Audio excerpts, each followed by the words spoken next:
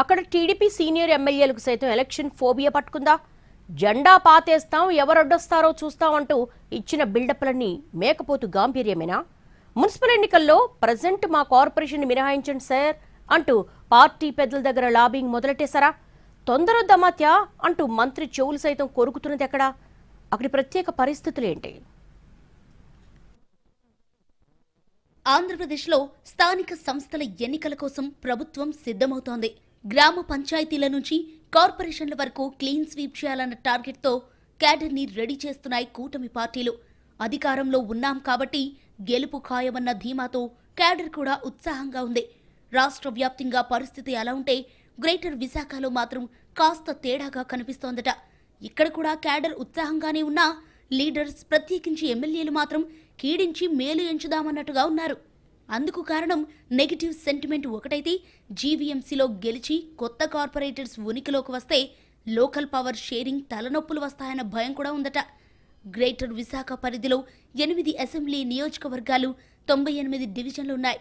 గత 11 నెలల కాలం మినహా విశాఖ పీఠంపై జెండా ఎగరేయాలన్న టీడీపీ కళ ఇప్పటి వరకు నెరవేరలేదు.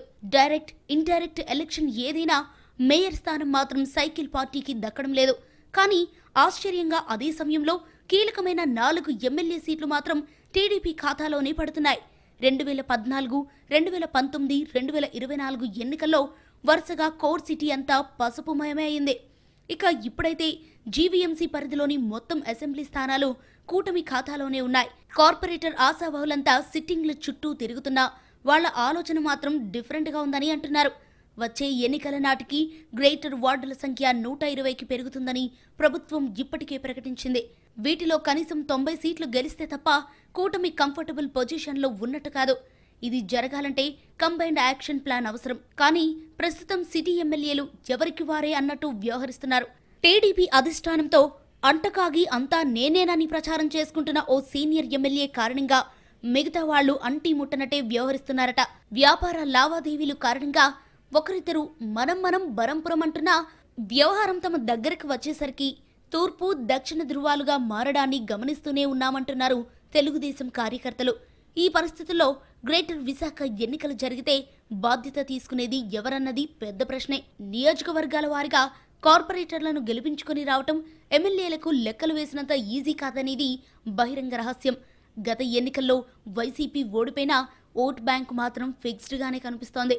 పైగా వైసీపీ మేయర్పై అవిశ్వాసం పెట్టినప్పుడు ఆ పార్టీకి చెందిన సగానికి పైగా కార్పొరేటర్లను తన వైపు తిప్పుకుంది కూటమి. వైసీపీ తరపున గెలిచి అవిశ్వాసం కోసం టీడీపీ పంచన చేరిన వాళ్లందరికీ ఇప్పుడు మరోసారి ఛాన్స్ ఇవ్వాల్సిన అనివార్యత. దీన్ని సహజంగానే సీనియర్ నాయకత్వం వ్యతిరేకిస్తోంది. పార్టీ అజెండా తెలియాలని వాళ్లకు బీఫామ్ ఇస్తామంటే అంగీకరించడానికి ద్వితీయ శ్రేణి సంసిద్ధంగా ఉండదు. పైగా అధికారంలోకి వచ్చిన ఈ 2 ఏళ్లలో పదవుల విషయంలో పైకి కనిపించని అసంతృప్తి ఉంది. అలాంటప్పుడు తమను కాదని పార్టీ మారి వచ్చిన వాళ్లకు టికెట్ ఇస్తే ఒరిజినల్ టీడీపీ వాళ్లు ఊరుకుంటారా అన్నది అనుమానమే. ఇక విశాఖ కార్పొరేటర్గా గెలవాలంటే తక్కువలో తక్కువగా 1.5 కోటి అవుతుందన్న అంచనాలున్నాయి. ఆ లెక్కకు తూగగలిగిన వాళ్లు మాత్రమే ముందుకు రావాలంటూ ఇప్పటికే ఓ ఎమ్మెల్యే చెప్పేస్తున్నట్టు సమాచారం. ఇలాంటి రకరకాల అంచనాలు, ఆలోచనలు సీనియర్ ఎమ్మెల్యేల మదిలో గింగిరాలు తిరుగుతున్నాయట. దాంతో ఇప్పుడు గ్రేటర్ ఎన్నికలంటే కోరి కష్టాలు తెచ్చుకున్నట్టేనన్న భావన మెజారిటీ టీడీపీ ఎమ్మెల్యేలో ఉందట.